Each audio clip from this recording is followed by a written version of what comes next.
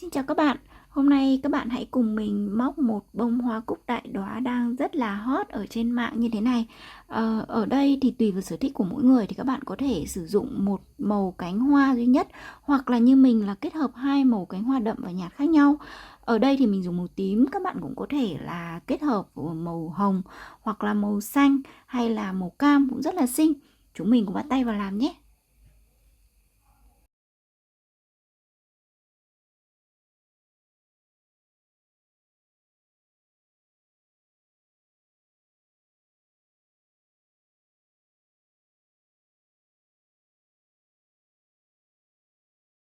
Với cái cách móc này thì chúng ta sẽ móc các cái lớp cánh chồng lên nhau riêng biệt. Và đầu tiên thì chúng ta sẽ móc cái phần nhụy, sử dụng len màu vàng và móc phần nhụy này.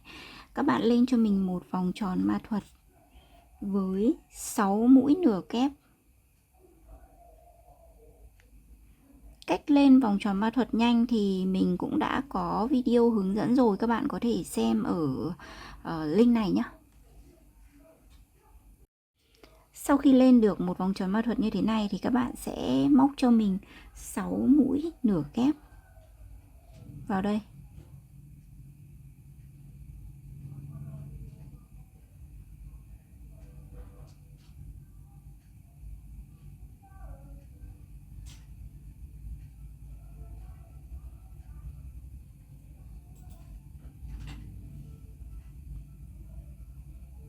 Sau đó thì các bạn sẽ rút. Chúng ta không cần rút chặt quá nhé, các bạn cứ rút bình thường thôi.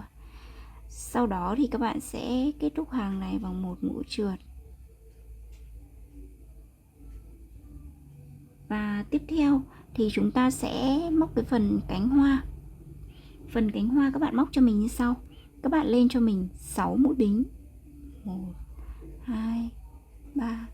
Chúng ta sẽ móc cái phần cánh của phần nhụy trong cùng ấy. 1 2 3 này, lên 6 mũi bính. Sau đó thì các bạn sẽ quay lại và bắt đầu móc vào chân mũi thứ hai. 1 2. Các bạn móc cho mình tất cả là 5 mũi móc đơn. 1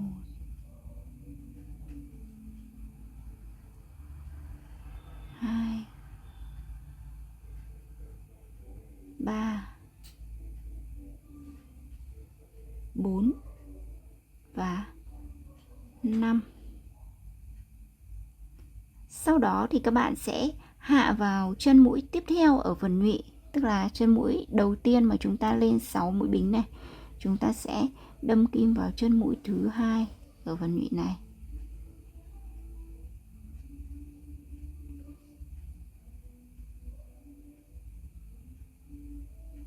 Và móc một mũi trượt. Sau đó thì chúng ta sẽ lặp lại cái phần cánh đầu tiên này, tức là chúng ta lại lên 6 mũi bính. 1 2 3 4 5 6. Quay lại và móc vào chân mũi thứ hai. Các bạn móc 5 mũi móc đơn, mỗi mũi vào một chân.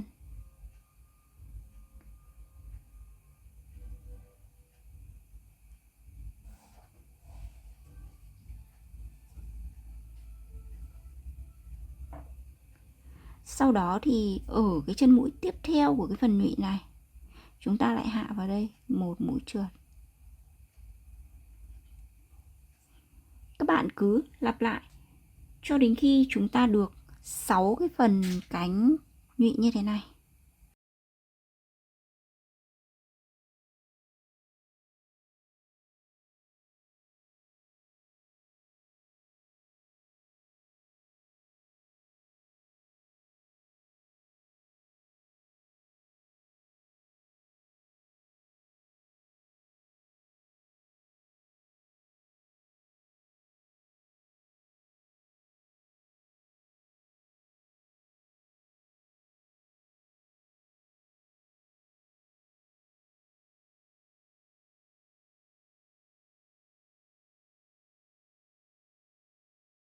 Lớp cánh hoa đầu tiên thì các bạn sử dụng cho mình màu nhạt.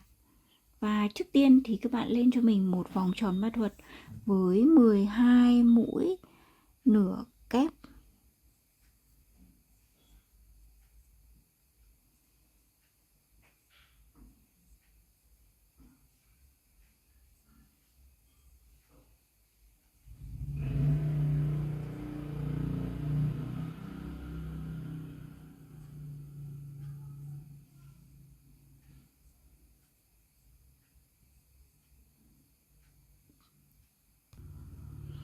Tiếp theo các bạn rút len và kết thúc hàng này bằng một mũi trượt.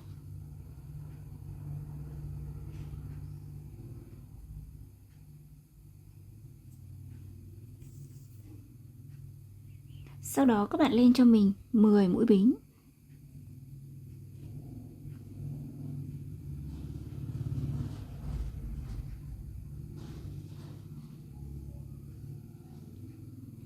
Và quay lại móc cho mình vào chân mũi thứ ba, 1 2 3.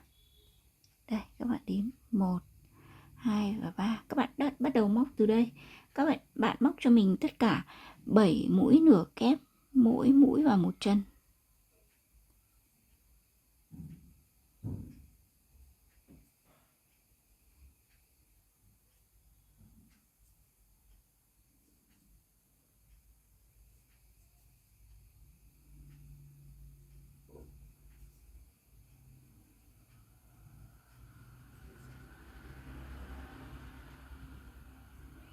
Chân mũi cuối cùng này các bạn móc cho mình một mũi móc đơn. Sau đó ở cái phần lõi này thì chân mũi kế tiếp, chân mũi mà lúc nãy chúng ta móc lên 10 mũi móc đơn này, 10 mũi đây là chân mũi mà lúc nãy chúng ta lên 10 mũi bính, thì các bạn sẽ móc tiếp vào cái chân mũi kế tiếp ở bên cạnh này, một mũi trượt. Sau đó các bạn lặp lại để móc cái phần cánh hoa này, tức là chúng ta lại tiếp tục lên 10 mũi bính.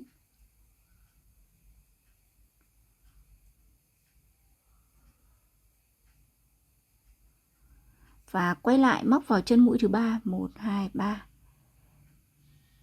Các bạn móc mũi nửa kép, tất cả là 7 mũi nửa kép vào 7 chân mũi. 2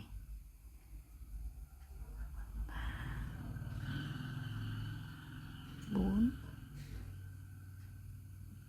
5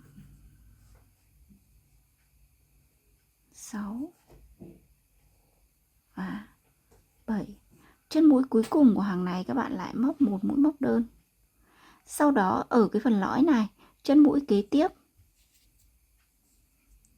đây chân mũi kế tiếp, các bạn lại móc vào đây một mũi trượt.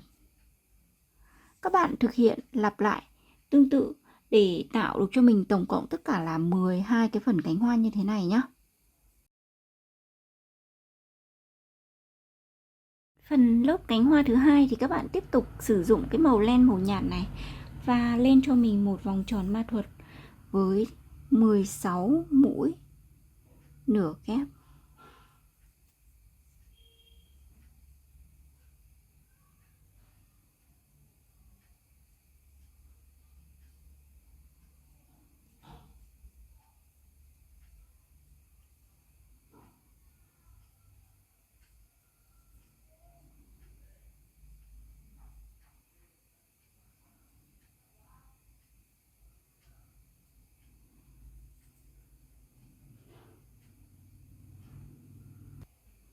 Sau đó các bạn lại rút.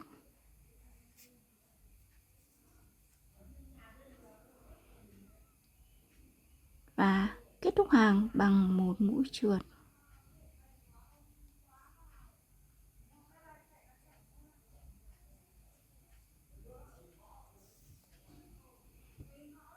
Tiếp theo các bạn lên cho mình 14 mũi bính.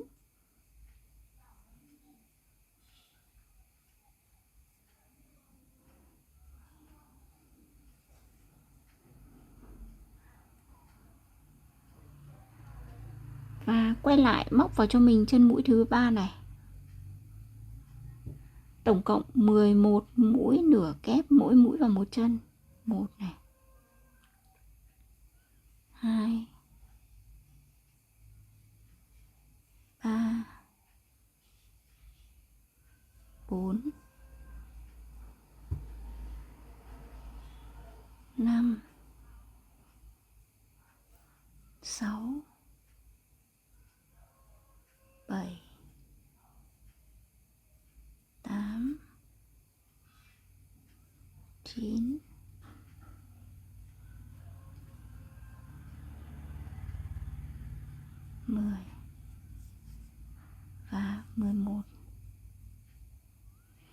chân mũi cuối cùng này các bạn lại móc vào đây là một mũi móc đơn. Sau đó tương tự như là ở cái phần cánh hoa thứ nhất, lớp cánh hoa thứ nhất ấy, thì các bạn lại móc vào cái phần lõi này, chân mũi kế tiếp. Đây là chân mũi mà chúng ta lên 16 mũi bính này, thì chân mũi kế tiếp này các bạn móc vào đây một mũi trượt. Vậy là chúng ta đã móc được một phần cánh hoa, một cánh hoa của cái phần lớp cánh hoa thứ hai. Các bạn lại tiếp tục móc tương tự như cái lớp như cái cánh hoa đầu tiên này, tức là chúng ta lại lên 16 mũi 14 mũi bính.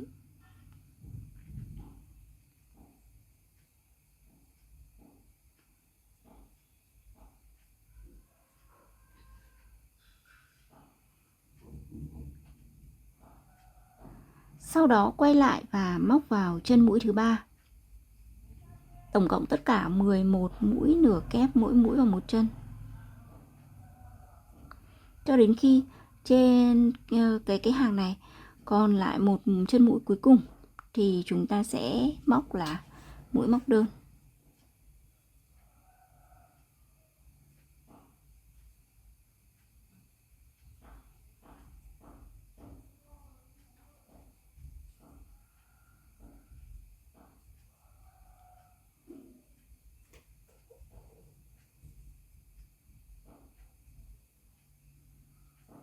Đây, còn lại chân mũi cuối cùng này móc mũi móc đơn.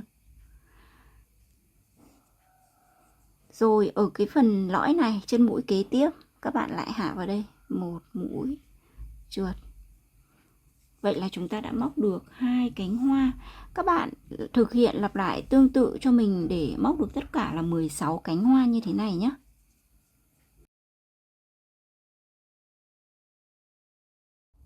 Lớp cánh hoa thứ ba thì các bạn đổi sang cho mình màu đậm. Và trước tiên thì các bạn sẽ lên một vòng tròn ma thuật với 18 mũi nửa kép.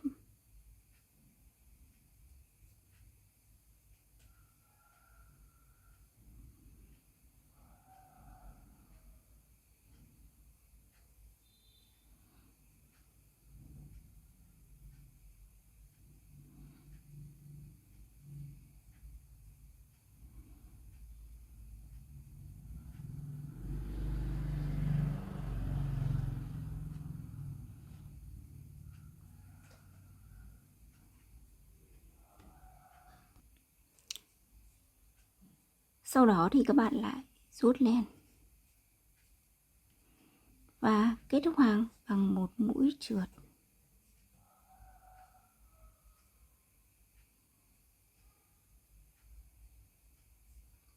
Lên cho mình 16 mũi bính.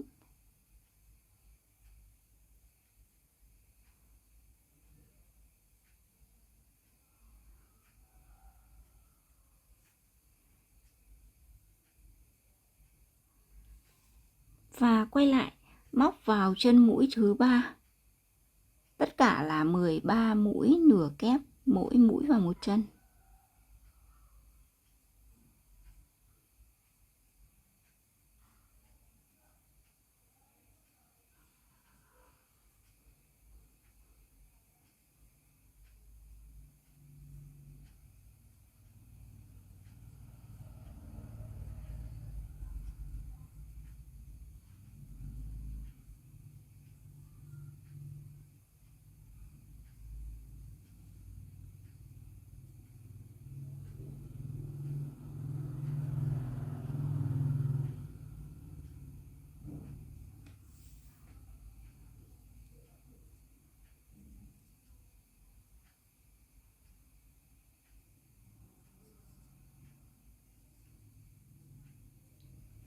Còn lại chân mũi cuối cùng này thì các bạn lại móc vào đây là một mũi móc đơn. Sau đó thì tương tự như hai lớp cánh hoa đầu tiên thì các bạn lại hạ vào cái phần lõi này, chân mũi kế tiếp này, một mũi trượt. Vậy là chúng ta đã móc được một cánh hoa. Các bạn thực hiện lặp lại để móc tiếp cánh hoa tiếp theo, tức là chúng ta lên 16 mũi bính.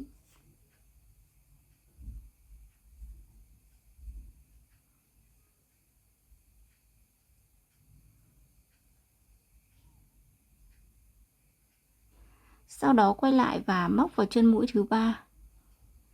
Tổng cộng là 13 mũi nửa kép cho đến khi trên kim chỉ còn lại một mũi, một chân mũi thì các bạn móc vào đó một mũi móc đơn.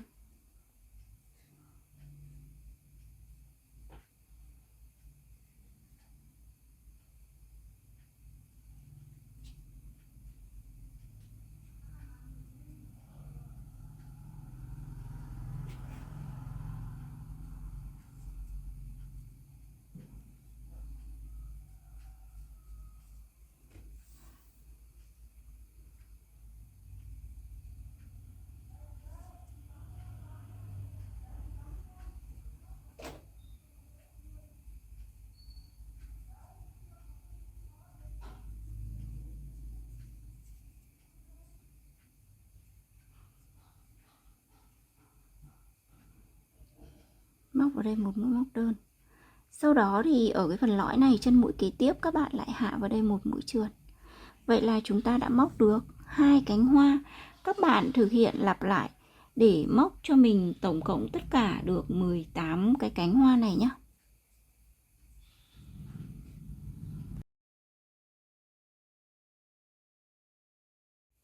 Phần lớp cánh hoa thứ tư, tức là cái lớp cánh hoa cuối cùng, thì các bạn cũng sử dụng len màu đậm và lên cho mình một vòng tròn ma thuật với 22 mũi kép đơn.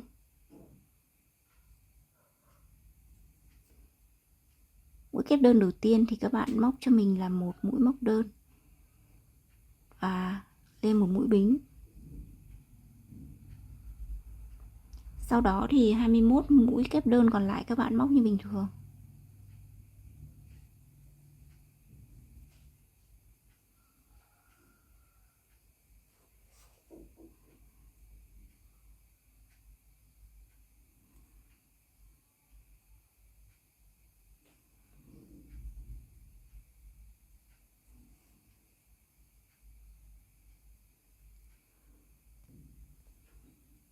Sau đó thì các bạn rút len và kết thúc hàng bằng một mũi trượt. Và các bạn lưu ý là chúng ta sẽ không đâm kim vào cái chân mũi đầu tiên này luôn nhé. Mà lúc trước là chúng ta đã móc một mũi móc đơn và lên một mũi bính, thì tức là chúng ta phải đâm kim vào chân mũi thứ hai này để kết thúc hàng. Sau đó các bạn lên cho mình 22 mũi bính.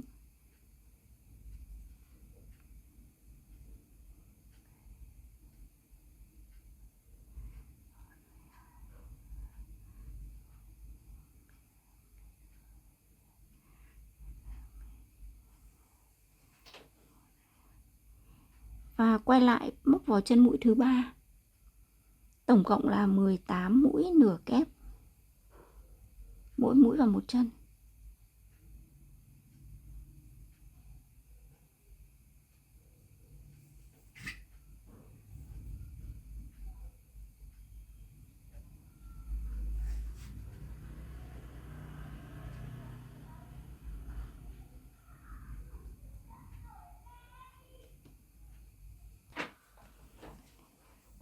Khi còn lại hai chân mũi cuối cùng thì các bạn móc vào đây cho mình là mỗi chân là một mũi móc đơn. Sau đó thì tương tự như các cái lớp cánh hoa khác thì các bạn sẽ móc vào cái phần lõi này, chân mũi kế tiếp này, một mũi trượt. Vậy là chúng ta đã móc xong một cánh hoa đầu tiên. Các bạn thực hiện lặp lại để móc được những cái cánh hoa còn lại. Tổng cộng của cái lớp cánh hoa này sẽ có tất cả là 22 cánh nhé.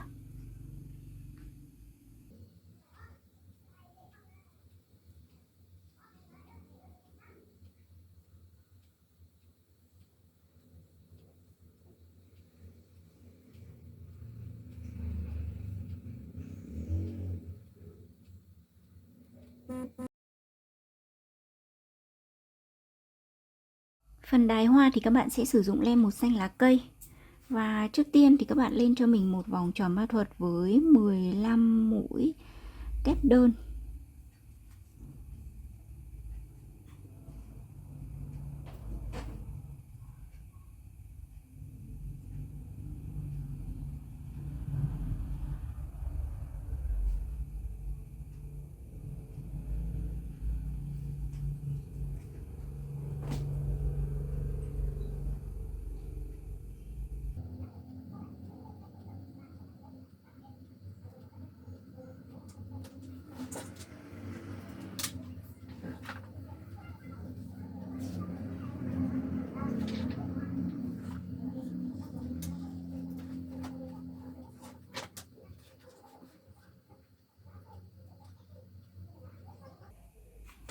Sau đó thì chúng ta sẽ rút.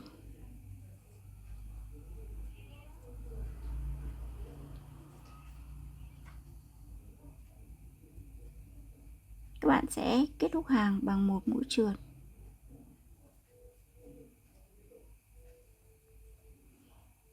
Tiếp đến thì chúng ta sẽ móc cái phần tai của đài hoa nhá. Thì các bạn móc cho mình như sau.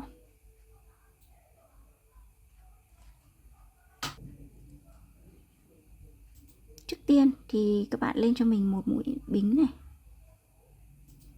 rút chặt. Sau đó ở cùng một chân mũi này các bạn móc cho mình một mũi móc đơn. Sau đó tiếp tục vẫn ở cùng chân mũi này các bạn móc một mũi nửa kép. Tiếp đến ở chân mũi thứ hai các bạn móc cho mình một mũi kép đôi. Mũi kép đôi tức là chúng ta lấy lên 2 lần, đâm kim vào đây, rút lên vào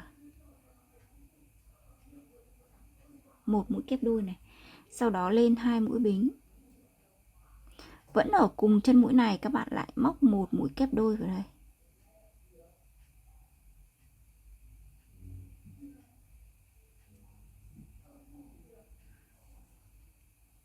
Sau đó ở chân mũi kế tiếp các bạn móc cho mình một mũi nửa kép.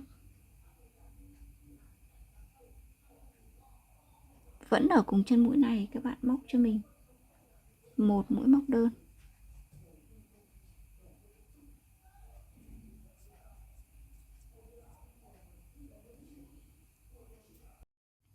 Sau khi móc được một cái tai ở phần đài hoa như thế này thì chúng ta lại tiếp tục móc phần tai thứ hai tương tự như là phần tai thứ nhất này. Tức là các bạn ở chân mũi kế tiếp các bạn móc cho mình một mũi móc đơn và một mũi nửa kép vào cùng một chân. Chân mũi kế tiếp các bạn lại móc cho mình một mũi kép đôi.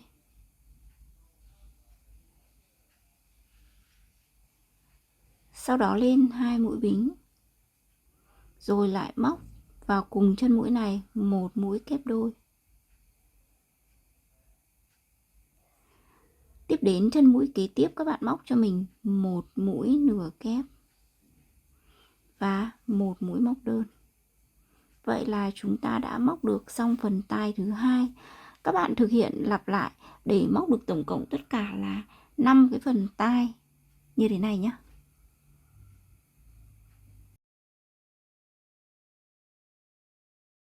Tiếp theo thì chúng ta sẽ móc phần lá. Thì các bạn chuẩn bị cho mình một cái sợi kẽm xi như thế này để chúng ta kẹp vào móc cùng nhé.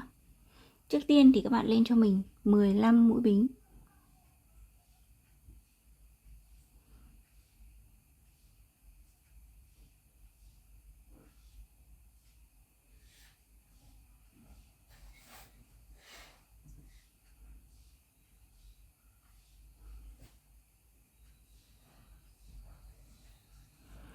Sau đó thì các bạn sẽ quay lại và móc vào cho mình từ chân mũi thứ hai này. Các bạn móc 4 mũi móc đơn, mỗi mũi vào một chân và chúng ta sẽ kẹp luôn cái sợi kẽm này vào.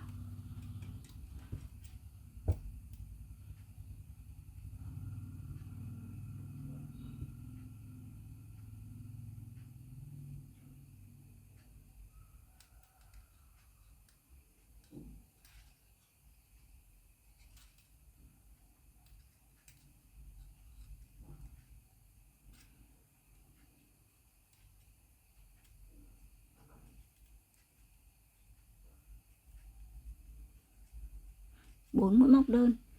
Sau đó đến 3 mũi nửa kép.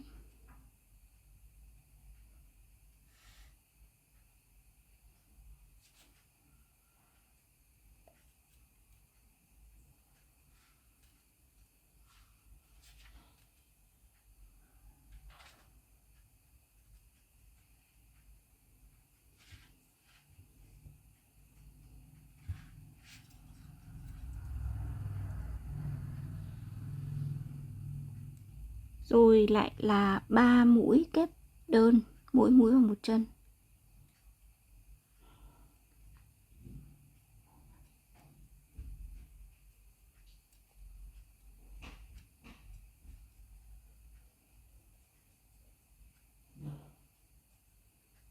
Tiếp đến 3 chân mũi tiếp theo, mỗi chân các bạn móc cho mình là một mũi kép đôi.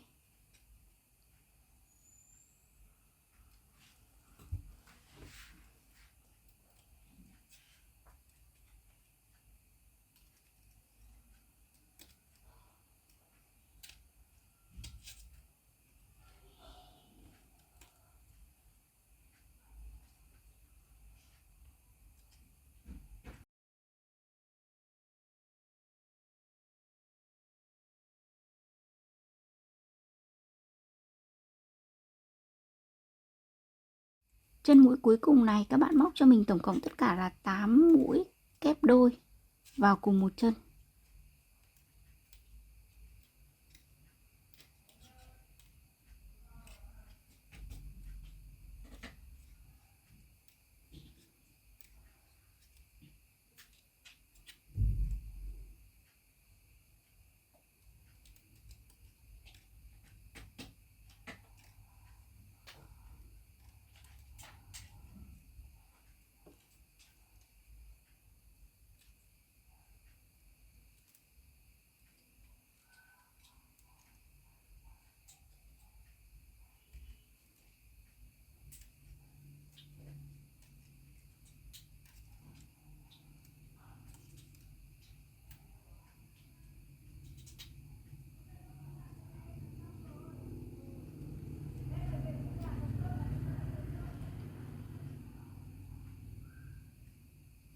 Sau khi móc được 8 mũi kép đôi vào cùng một chân thì chúng ta tiếp tục móc cái phần mặt bên này đối xứng với mặt bên này.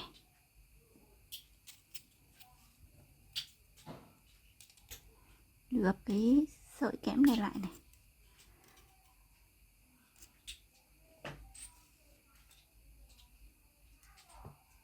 Tức là các bạn móc cho mình đầu tiên là 3 mũi kép đôi, mỗi mũi vào một chân.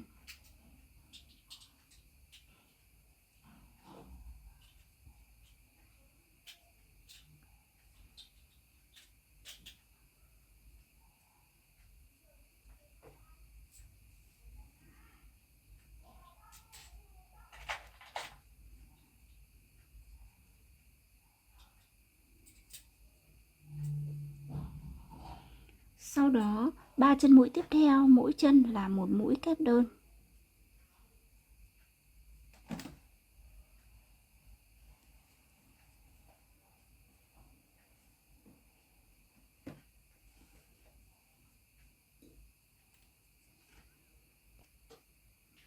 Tiếp đến 3 chân mũi tiếp theo, mỗi chân lại là một mũi nửa kép.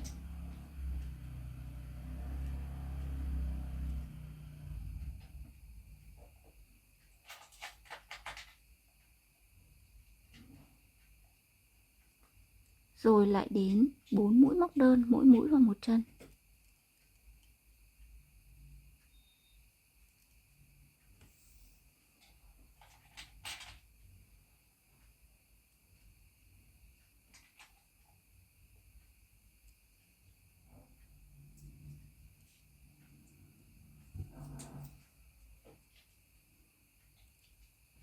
Sau đó thì các bạn sẽ kết thúc hàng này.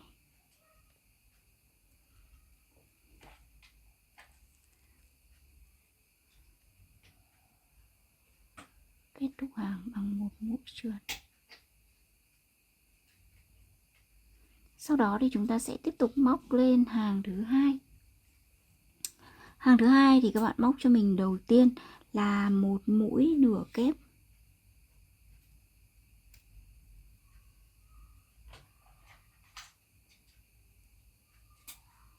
Sau đó các bạn bỏ qua một chân mũi, móc tiếp vào chân mũi kế tiếp này là 3 mũi kép đơn vào cùng một chân.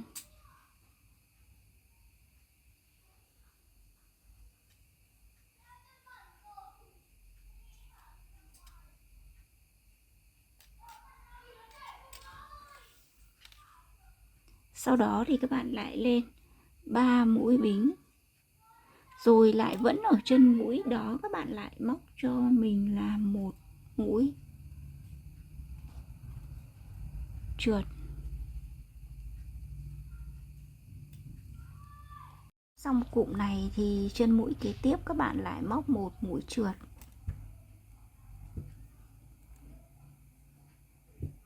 Tiếp đến chân mũi tiếp theo các bạn móc cho mình là một mũi móc đơn. Chân mũi bên cạnh là một mũi nửa kép. Sau đó 3 chân mũi tiếp theo mỗi chân là một mũi kép đơn.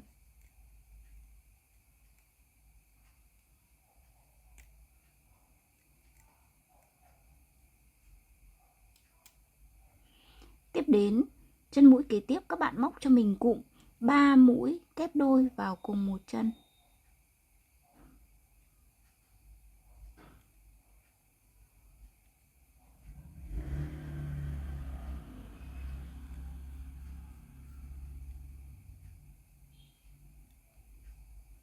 Sau đó các bạn lên 4 mũi bính và hạ vào cùng chân mũi đó một mũi trượt.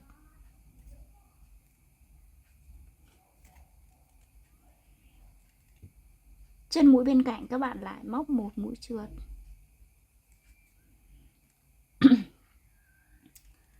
Tiếp đến thì các bạn móc cho mình chân mũi tiếp theo là một mũi móc đơn. Chân mũi bên cạnh là một mũi nửa kép. Chân mũi kế tiếp lại là một mũi kép đơn. Sau đó thì các bạn lại móc cụm 3 chân mũi, chân mũi này là 3 mũi kép đôi vào cùng một chân.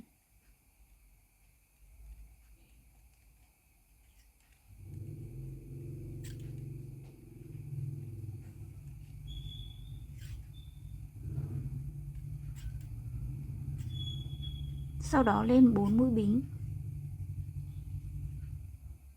Rồi hạ vào đây một mũi trượt. Chân mũi bên cạnh các bạn lại móc một mũi trượt. Sau đó chân mũi kế tiếp các bạn móc cho mình cụm một mũi nửa kép. Sau đó đến một mũi kép đơn vào cùng một chân. Rồi lại đến một mũi kép đôi cũng vào cùng chân mũi đó.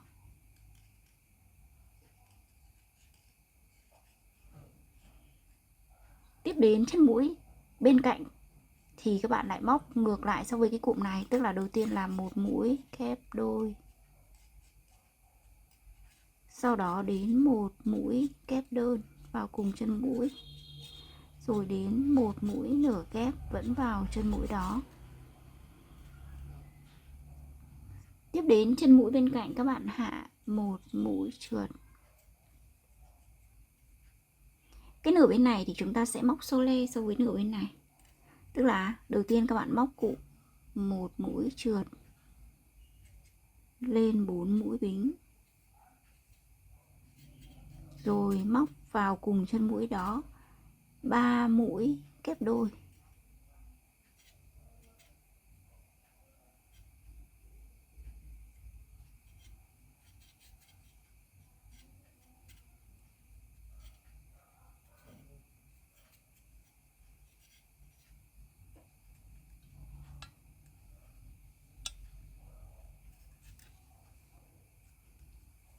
Tiếp đến chân mũi bên cạnh các bạn móc một mũi kép đơn,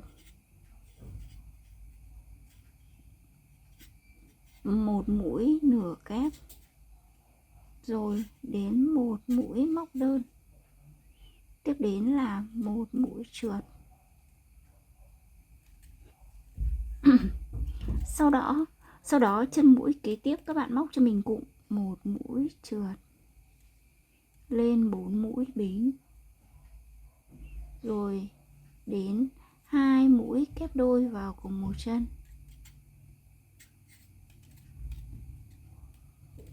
3 mũi kép đôi nhé.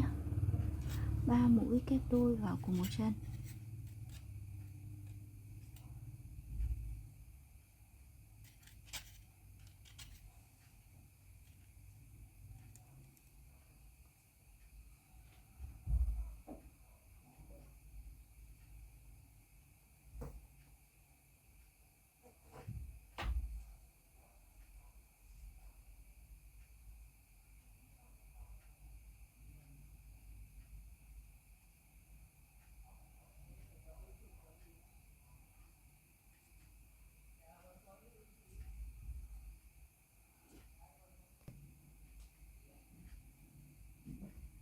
Sau đó 3 chân mũi tiếp theo các bạn móc cho mình là mỗi chân là một mũi kép đơn.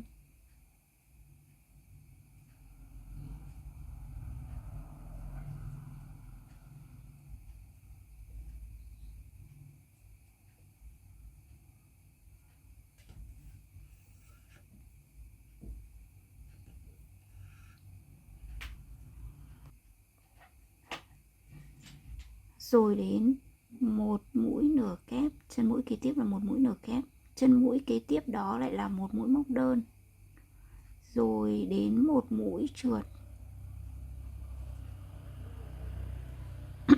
Tiếp đến thì chân mũi kế tiếp các bạn móc cho mình cụm là một mũi trượt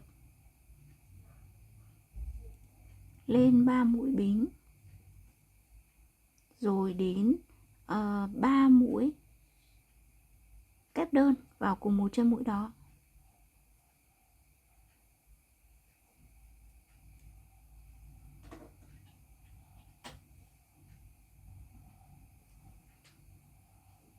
Sau đó các bạn bỏ qua một chân mũi và chân mũi cuối cùng này các bạn móc vào đây cho mình là một mũi nửa kép.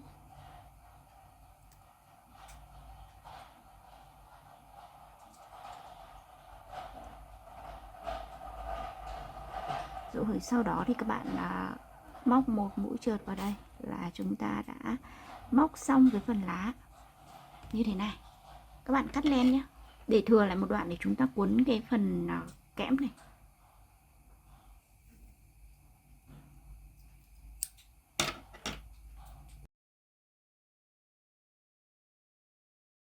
Móc xong được các cái lớp cánh hoa như thế này thì bởi vì là khi móc xong thì nó sẽ rất là quăn, thì các bạn có thể sử dụng như ví dụ như ở mình ở đây là mình có một cái máy là tóc này, các bạn có thể sử dụng cái máy là tóc này để làm cho cái phần, để kẹp cho cái phần cánh hoa này nó được thẳng ra.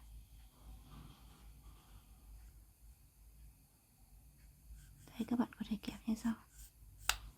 Thế tùy vào là các bạn muốn nó thẳng nhiều hay thẳng ít thì các bạn sẽ kẹp lâu hay không.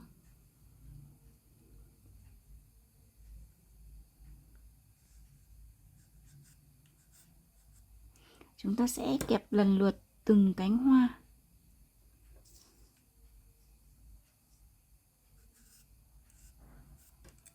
Để tạo được cái độ cong mà mình mong muốn nhé. Các bạn sẽ kẹp tất cả những cái lớp cánh hoa này. Sau khi mà chúng ta là cái phần cánh hoa ra thì nó chỉ còn xoăn nhẹ như thế này, rất là tự nhiên. Và bây giờ thì chúng ta sẽ thực hiện ghép các cái bộ phận này vào với nhau. Thì các bạn xếp, các bạn sử dụng keo nến nhé, và xếp lần lượt từng lớp cánh hoa từ nhỏ cho đến lớn. Sau đó thì các bạn gắn keo vào.